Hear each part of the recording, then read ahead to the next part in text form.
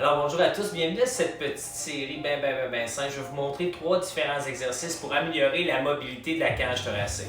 Évidemment, on est une gang à avoir des douleurs lombaires, mais souvent les douleurs lombaires peuvent occasionner aussi des douleurs dans le haut de la colonne vertébrale, occasionnant un arrondissement. Si la région lombaire manque de stabilité, le problème là-haut de la cage thoracique est souvent un manque de mobilité. Ça veut simplement dire qu'elle ne bouge pas bien. Et là, ce qui se passe, c'est que la colonne vertébrale s'enroule, les épaules s'enroulent, la tête se projette vers l'avant. Et là, évidemment, vous savez tout ce qui en découle, douleur à l'épaule, douleur d'un cou, sans négliger le fait que les douleurs lombaires vont aussi embarquer pour compenser cette mauvaise posture. Aujourd'hui, je vais vous montrer 3 petits exercices. Le premier, c'est un petit exercice de flexibilité pour permettre justement de venir ouvrir la cage thoracique.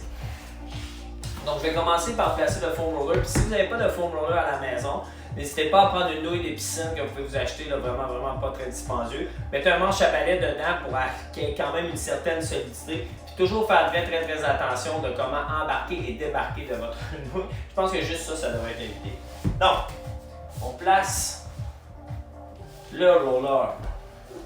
Et remarquez avec les mains, je viens prendre position.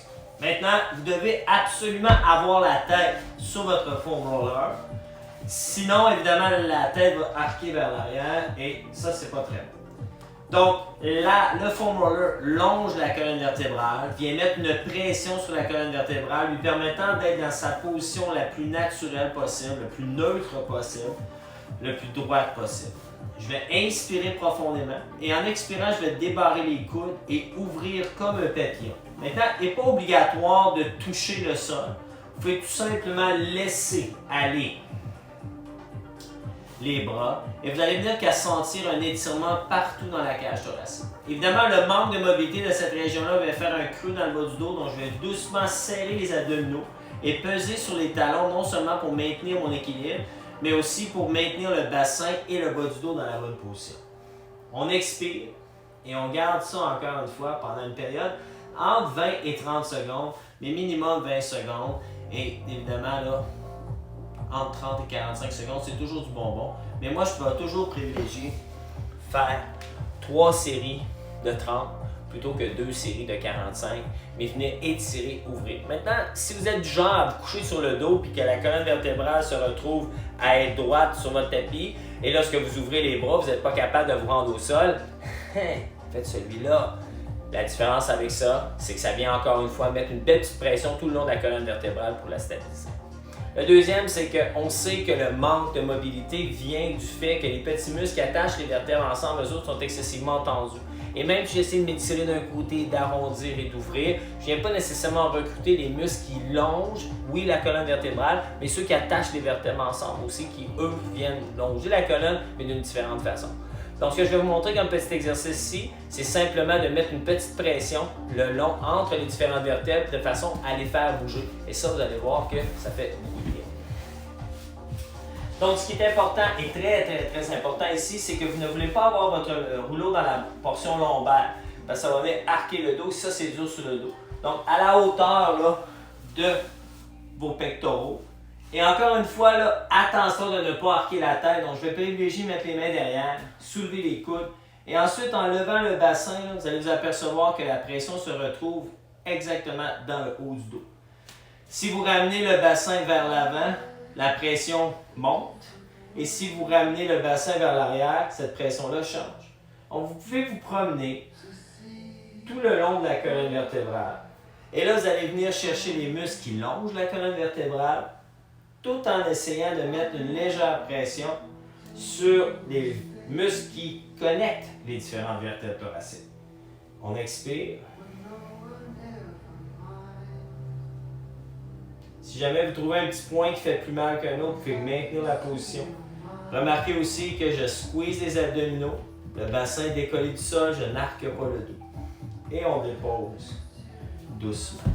Donc, dans un premier temps, venir ouvrir la cage thoracique par le biais d'un étirement statique. La deuxième, venir masser les muscles du dos qui, eux, travaillent très fort à maintenir cette colonne vertébrale-là, à essayer de redresser la colonne vertébrale. Et finalement, là, de venir mettre un point de pression spécifique et d'accentuer le mouvement dans une certaine région, ça va être notre troisième exercice. Maintenant, très important, faites attention à la douleur. Si vous ressentez des douleurs dans le cou, si vous ressentez des picotements, c'est pas le bon temps d'essayer de trop faire ces exercices-là. Mais dites-vous que ça vient vous dire qu'il y a une petite problématique. Puis en l'absence d'en parler avec un professionnel d'activité physique ou de la santé, assurez-vous d'y aller doucement et de bien reconnaître là, pour ne pas vous faire mal. Donc, je vais placer encore une fois le rouleur à la hauteur de la cage thoracique. Je vais venir soutenir la tête. Et mon objectif, encore une fois, avec le petit point de pression ici, va être de reculer le haut du corps, forçant ma cage thoracique ou les vertèbres de ma cage thoracique de se plier où est le foam roller. On garde 5 secondes et doucement on relie. On change de position en avançant un tout petit peu le bassin. Ça vient changer l'articulation, donc deux différentes vertèbres. Expire. Et on relie. À force de vous déplacer comme ça, à un moment donné, vous allez tomber sur l'articulation, vous allez remarquer assez facilement lesquelles sont plus tendues que les autres. Allez-y doucement, expirez.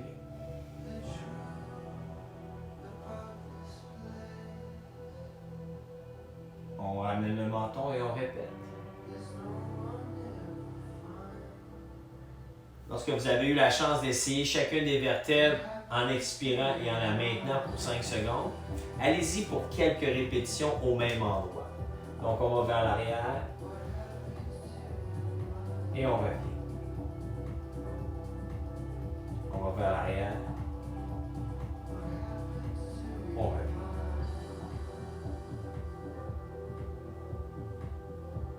Arrière. On revient. Arrière. Et on revient. Doucement.